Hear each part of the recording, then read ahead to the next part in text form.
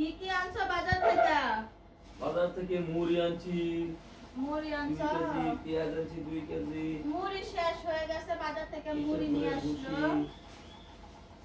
আর বাঙ্গি,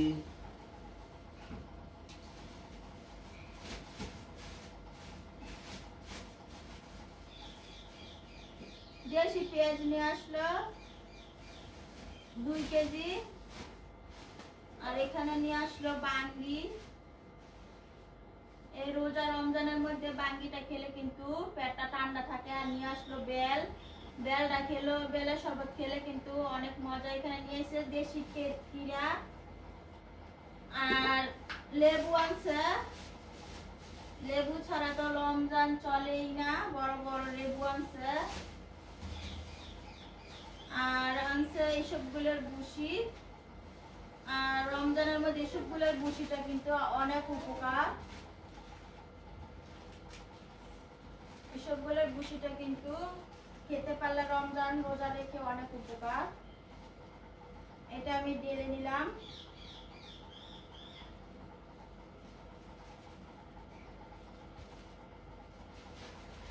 আব্দুল্লাহ কি করো তুমি? আর এখানে পেঁয়াজ আলু চপ বোট সিদ্ধ করলাম। আর এখানে মুড়ি ডালবো এখন।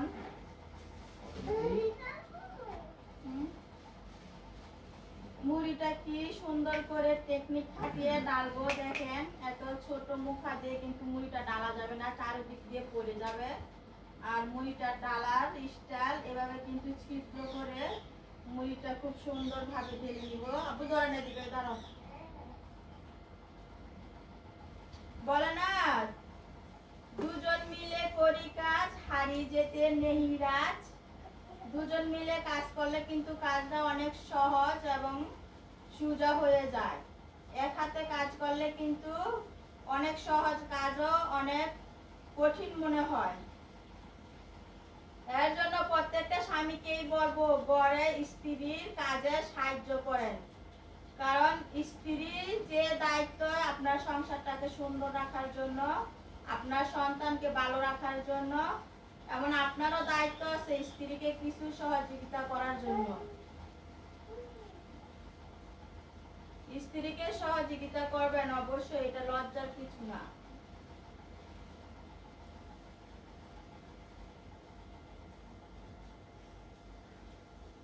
স্ত্রীর ভালো মন্দ স্ত্রীর পড়ে গেল।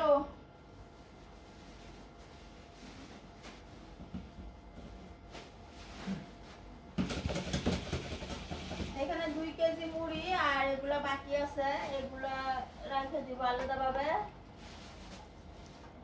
মুখ খাটা কই?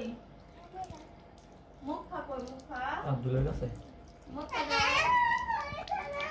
আচ্ছা ঠিক আছে, বলো না আব্দুল্লাহ এমনি দিব। আপু দাও মুখ খাটা দাও, মুখ খাটা দাও। মুখ কাটা কই জানি আমি জানি না। মুখ কাটা কই যে আপনি দাও মুখ খাটা দাও। দাও দাও দাও দাও, এটা কোথায় যাবো মুড়ি দাও, মুখ খা লাগাই দে। মুখ কাটা কোথায় যে রাখছে আব্দুল্লাহ আমি জানি না। দাও দাও দাও দাও। তুমি লাগাতে পারবা? লাগাও তো। আব্দুল্লাহ কিন্তু মুখ খা লাগাতে পারে। Very good.